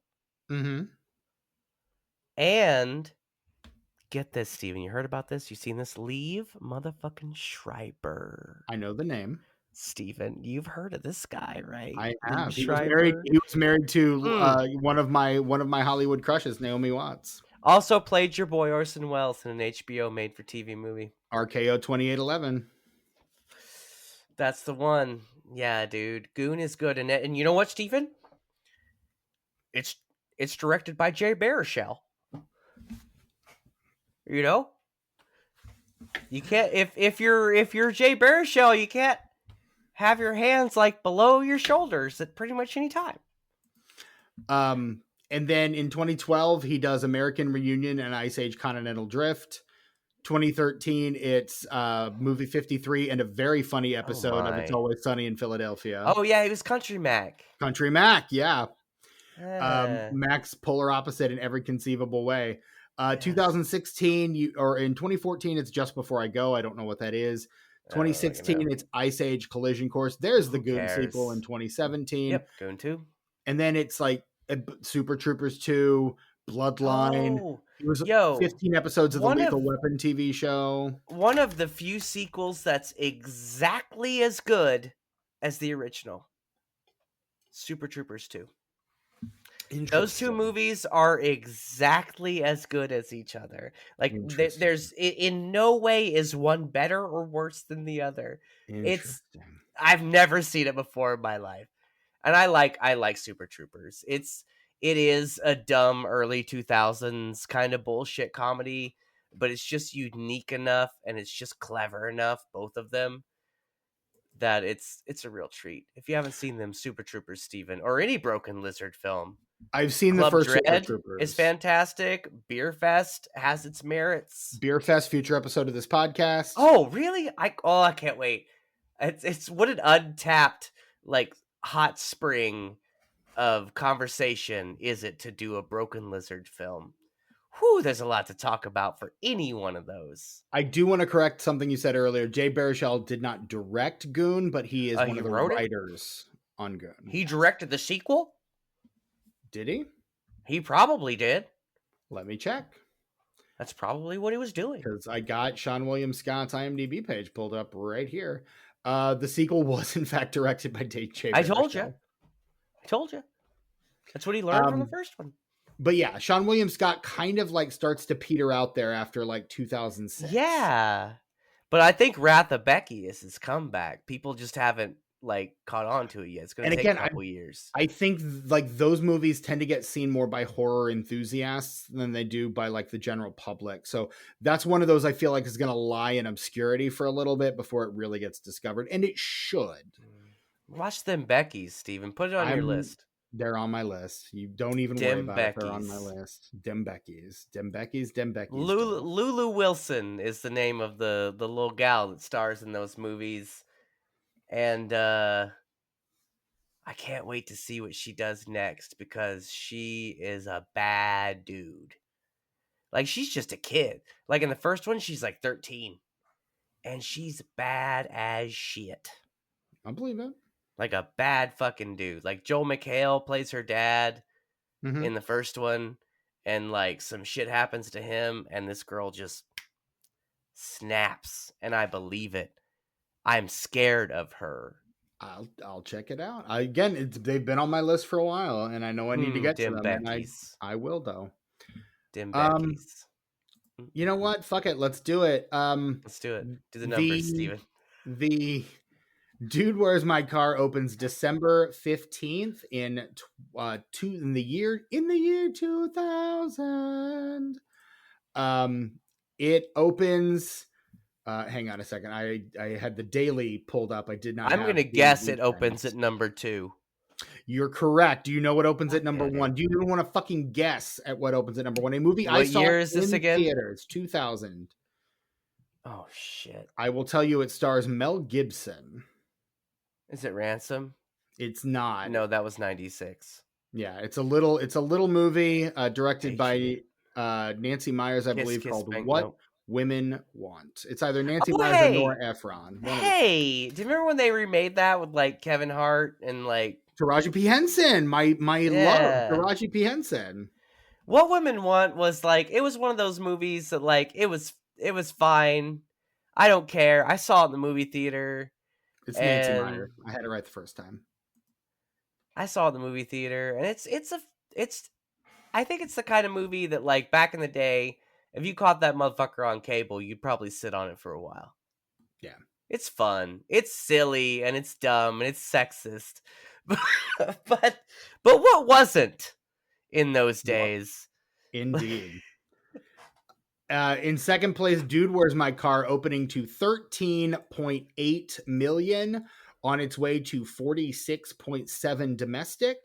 Not bad. What'd they spend? About 20-30 million on this? I'm showing production budget at 13. Oh, fantastic. So you can absolutely see why they wanted to do a sequel to this. Yeah. Another 26.5 million. International gives us about a $73.2 million worldwide box office. That's why it sucks that it's so hard to translate comedy to something theatrical these days, because they're so fucking cheap. It's like horror movies. They're so cheap. Horror movies are an excuse to print money. And you don't have to hit.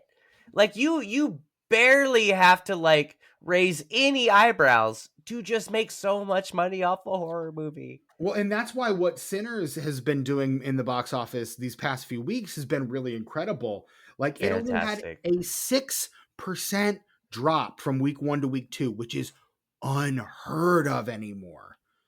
Usually people go see a movie and they're done, but the word of mouth on this thing is so hot and people are seeing it multiple times.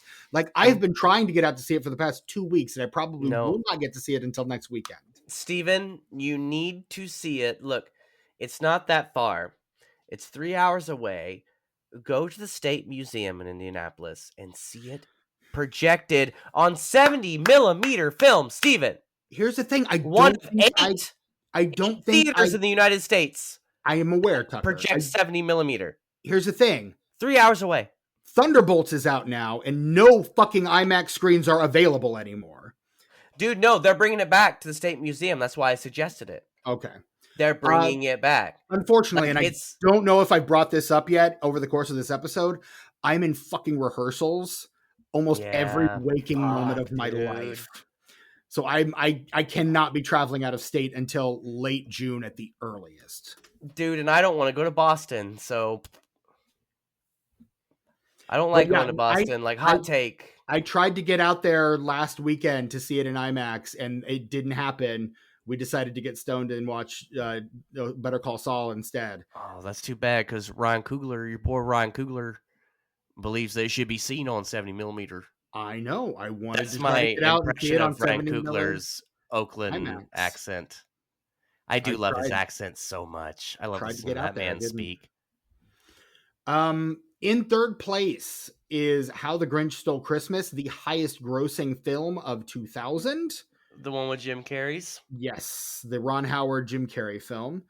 In fourth place, opening new this week at number 4, a movie that would pretty much die in theaters but go on to have a cult classic status on home video. Walt Disney's The Emperor's New Groove. Oh, man. I love that movie so much.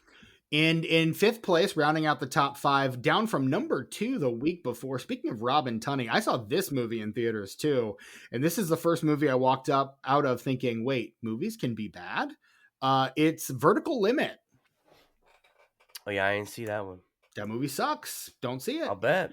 Rounding out the top 10, at number 6, we have Proof of Life. At number 7, Unbreakable. They're alive, damn it. In 8th place, 102 Dalmatians. It's a miracle. Exactly. In 9th place, Dungeons and Dragons, the Jeremy Irons film. And in 10th place, forgot about that one. Rugrats in Paris. In Paris. In Paris. Oui, baguette, Jacques Cousteau. Speaking of which, Brent Spiner playing a French ostrich farmer in this movie. Weird. Like he goes uncredited in this movie, which is wild considering he took a credit for The Master of Disguise, future episode of this podcast. Right. But like, yeah, he later was like, yeah, that was cowardly of me. I should have just taken the credit. Fair. Yeah. You do what you can. Like they paid right. you. Exactly. Fucking don't be an asshole. Come on. Right. The tomatometer score for Dude, Where's My Car is 16%. Fair. The critics' consensus, the movie isn't funny, the plot is too thin, and the production values feel more like a TV sitcom than a movie. Yeah. Slightly above sitcom. The CG levels are pretty rough. Particularly that opening montage through outer space. I think that the opening credits don't make any sense unless you've seen the movie. They're in no way engaging, entertaining, or funny, or in any other way affecting you unless you've already seen the movie. That should have been the end credits. And that's your first clue that this movie sucks. Is that they fucked up and they put the end credits at the beginning. Should have put the gag reel at the beginning. There you go. This movie, the Medic score, is a 30% based on generally unfavorable reviews from 17 critics. Tucker, care to take a stab as soon as I'm able to refresh my screen? There we go. It's not even a stab, Steven. This is the most sure of anything that I've been in my entire life. This is between a 2.1 and a 2.5. A little too low. It's a 2.7. Are you fucking kidding me? I'm not fucking kidding you. I've disgraced my entire family. Tucker, every movie is somebody's favorite movie. No, that's true, but it shouldn't be that many people's favorite movie, though. And yet, here we are. So yeah, it's a 2.7 on the Letterboxd. Tucker, out of 5 stars, how many are you giving to Dude, Where's My Car? This gets 2 stars. Half a star for the natural chemistry between the two main actors. And I don't know what the other 1.5 are for. I think it's because it's just it looks like a movie. Mm-hmm. Like, it's not poorly made. Like, the script is bad, Yeah. but like everybody did their job in this movie. Everybody Yeah. did exactly what they were there to do. Exactly. And that's one of the reasons why I can't be mad at this movie. Like I said, I don't hate this movie. I strongly Right. dislike it, and I don't want to watch it, but I Mm-mm. can't talk shit about it because it just doesn't fucking matter. I mean, It we doesn't. talked some Who shit about it. cares? Who fucking cares about this movie? It's a movie. It looks It like a is. movie. Everybody did their best, and it shows. And apparently the writers suck. Anyway, go. I also am gonna give it 2 stars, one for every time that dude gets racked in the nuts. But no, I mean, I also have to respect this movie Oh, for the bye. number of like that guy actors they managed to fill out the cast with. Like the twins are played by Jennifer Garner and Marla Sokolov. You're a girl, yeah. My girl, who I've loved since Full House. Still in love with Steven is. She's beautiful and she's talented. Like, have you seen Sugar and Spice? That movie is hilarious. Oh, yeah. Another And I forgotten will tell classic. you, a really good pairing, like if you're going to do a double feature with Drop Dead Gorgeous. Those two movies make yeah. a like not really related Obviously. at all, but You're preaching to the fucking choir, Steven. a killer double feature. Those two. If you're gonna do 3 of them, well, no, I gotta think about that. Yeah, I'll I was get going back to to say that on another the episode. third is less There's a third. obvious. There is a third, but There is. I would say maybe remember this maybe conversation. Bring it on. Nah. Almost. Remember this conversation because at one point I will randomly share my third film in this 3-film watch through. I can pretty much haven't guarantee figured it you out I'm yet. not going to remember, but I appreciate that. Not but Jawbreaker, not But I'm a Cheerleader, not Slums of It. No. But you've also got like the stereotypical hot girl in this movie is Buffy the Vampire Slayer, the original Buffy the Vampire Slayer. I like that movie too. We talked about that movie, right? Or did we? Did we ever talk about that movie? We did. We did an episode on it. Because maybe we had to cancel that episode like 4 or 5 times. We did it during Spooky-thon last year. Oh, I'm so glad we talked about that. I love that movie. You've got despite its obvious issues, the guy who's their like stoner Buddhist friend is like from Office Space. That's David Michael Herman from Office Space and Mad TV, like an original Mad TV cast member. Yeah. And who does voices for like every animated. He's Scruffy on Futurama.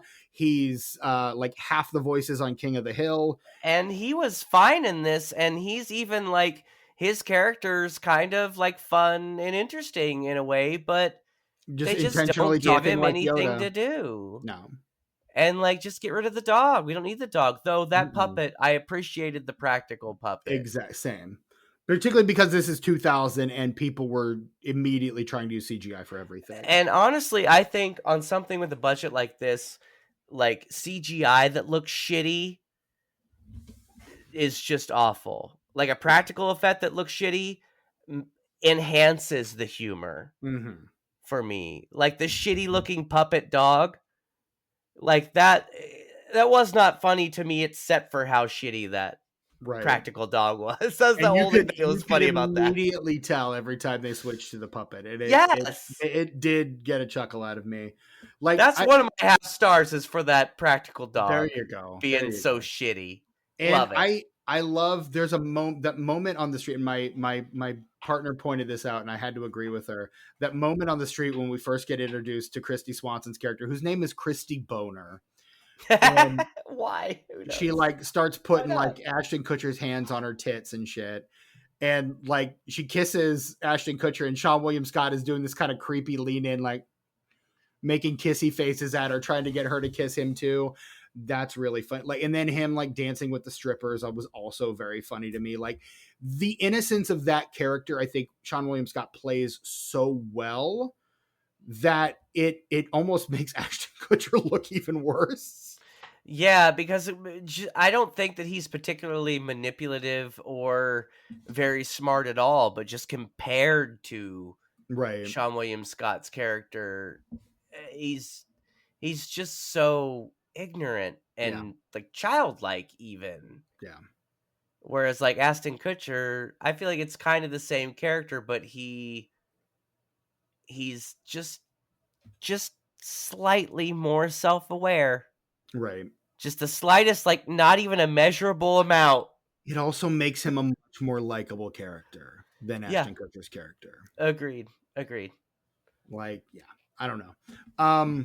We But yeah, fucking did it, you guys. that's where I go for that. And now, Tucker, Fucking did it. let's run through the socials for this podcast, and then I can talk about my other podcast. Yeah, you talk about our socials, your podcast, and your socials while I pee. Okay, and then I'll do the same while you're giving your socials. Deal? Yes, dude. Yes. Love this for us. So yes, this has been the DisenFIVechised podcast. You can find us on social media at DisenFranchPod. Shoot us an email, disenfranchpod@gmail.com. I will tell you, for social media, we're pretty much only on Bluesky, YouTube, and Letterboxd these days. Don't really look for us anywhere else. There are old accounts out there. You can follow them if you'd like. That would be great, but we're not doing much there, I'm afraid. Just Bluesky, YouTube, and Letterboxd at DisenFranchPod. Again, email us, disenfranchpod@gmail.com. You can join for free over at patreon.com/disenfranchpod and get episodes of the podcast every month or every week as they release. You can also, if you decide to spend $5 more per month, which is to say just $5 a month, you get access to our advanced notices on episodes that we're planning to cover. If any changes get made to the lineup before that, you will be the first to know as a patron. Additionally, like last month when we had to switch out something for Lupin III, only patrons really know what we were originally planning to cover. So there's that.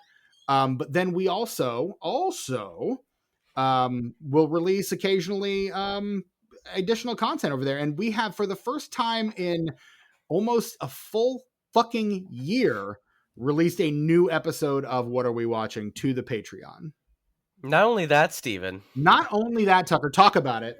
But wait, there's more. But wait, there's more. If you call now.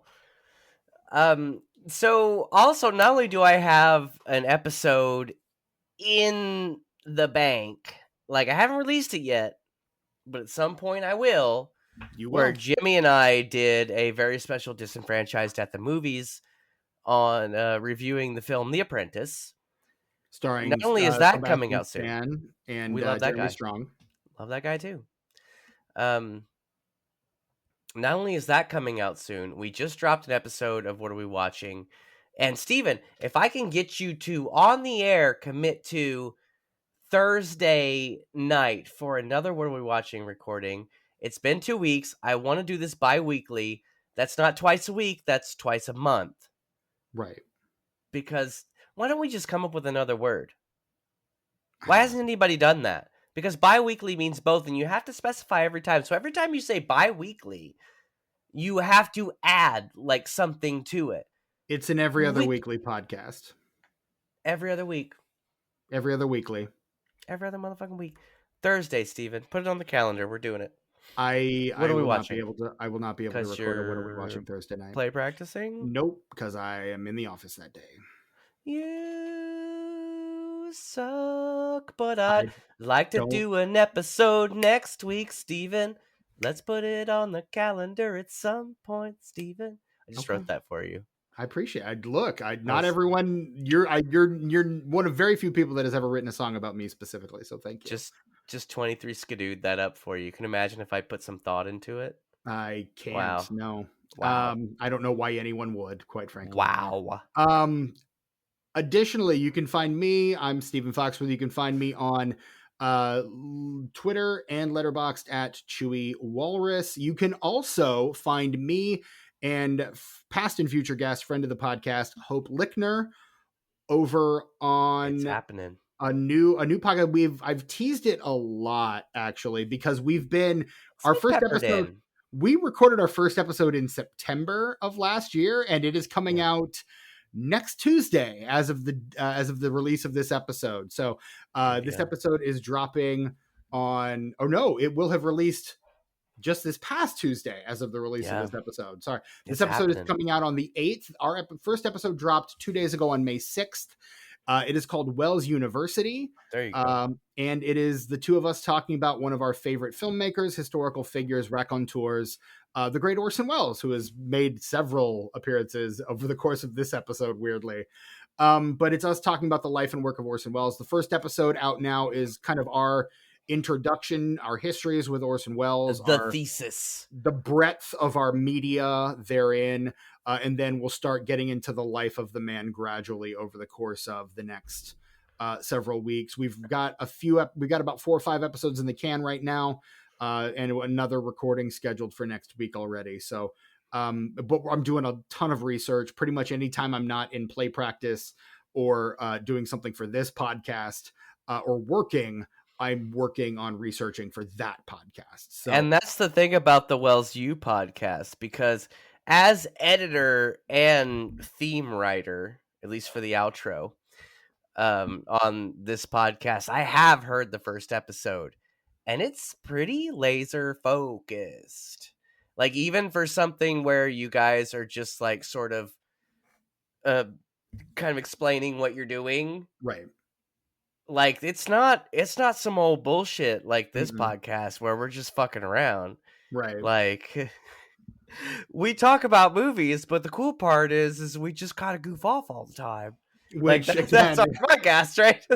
what you just described half the podcast that exists. Every podcast, yeah, but no, this other one, it's focused, and I would recommend it even for people who are not maybe specifically into Orson Welles, because it's one of those things that you guys, I think, are so passionate about it that it might make other people interested, even if they have no reference whatsoever.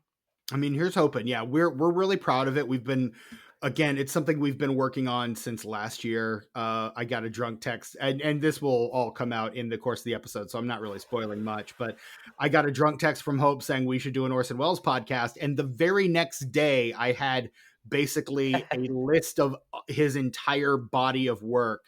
And so when I messaged it to her, I was like, "Hey, I've done some groundwork for the podcast already." She had to like remind herself that she had drunk texted me. And often I will get, after I'm telling her like how much research I'm doing, I'll just get a text back from her. I am so glad I drunk texted you. And that's where Steven is on the spectrum. Right. Just that, Yep. that'll give you an idea. It's called a hyperfixation for a reason, Tucker. Woo! Yeah, I know about those. Boy, I tell you what. And this is, I mean, Orson Welles I taught a J-term class at one of my old teaching gigs on the life and work of Orson Welles. And so that was a condensed 2-week course. This is going to be like expanded out over the course of the rest of our natural lives. I'm pretty Who knows sure. how long it will go. We've got a list of projects, and if we just cover the projects, it's 8 years. Just covering the projects. And then after that, you just start like grasping for straws by covering every Pinky in the Brain short. But here's the thing. We've got ideas for other episodes. Like we spend 5 episodes just talking about the first 16 years of his life from the years leading up to his birth to him leaving the United States to go to Ireland. Like there's a lot there. And we've got 5 episodes or 4 episodes just on that period of his life. So like, and Hope is like, I want to get to the work. And I'm like, we have to let this You got it. Yeah, you got to get the context. Like the work is not as interesting. It's interesting without it, but it's not as interesting because without that context. And we're already making some of those connections, and you'll hear those in the episodes. But we're already making those connections to the later work, and again tying in the things that are going to become major themes throughout his work later on, and really interrogating who he was as a public figure. Because he's a raconteur. Every story he tells is different a little bit. And he'll say things like, I don't believe that my art is speaking to who I am as a person, which is complete bullshit if you like pay any attention to his youth. Like there are themes that continually come up in his work, relationships between fathers and their children in particular, that are formative if you understand like who he was as a child and his relationship with both his mother and his father. are like pivotal. So, but yeah, that's a taste, a little smidge, Just a tiny little a taste. soupçon of what you'll get over at Wells U. A wafer thin. Weffiarthin. It's available now wherever you get your podcast. Please check it out and give it the ratings on Apple Podcasts and Spotify that you give to this show. Yep. And we will be eternally grateful for you, to you as a result of that. Yeah, we're not. I have no delusions that this podcast will lead to anything resembling me being able to like leave my job or something. But I am having so much fun with it that it would be a shame if I'm just making it for Hope and I. Although I would make it for Hope and I. Well, Stephen, we were talking about how pop culture has ruined hobbies. I Right. think that's why podcasting is the ultimate hobby now. Mm-hmm. Because, like, you put it out there for anybody to listen to, but it's really just for you. Right. Like, this is me being held accountable. I don't want to say I'm obligated, but I am accountable. I am a part of this. Mm-hmm. We watch movies, we talk about it. We do. And that is time not spent staring at my phone, Mm-hmm. Endlessly scrolling through Netflix or whatever. Right. Podcasting is the ultimate hobby. It brings the work Mm-hmm. and the effort back to hobbies. Absolutely. That's why everybody fucking has one. Exactly. And honestly, it doesn't require that much effort. And if you're really good at it and people notice you, you could potentially make some money. That's true. And if not, like, you get a little group, at least even us, like, we have a group of probably 75 to 100 people. There are dozens of us.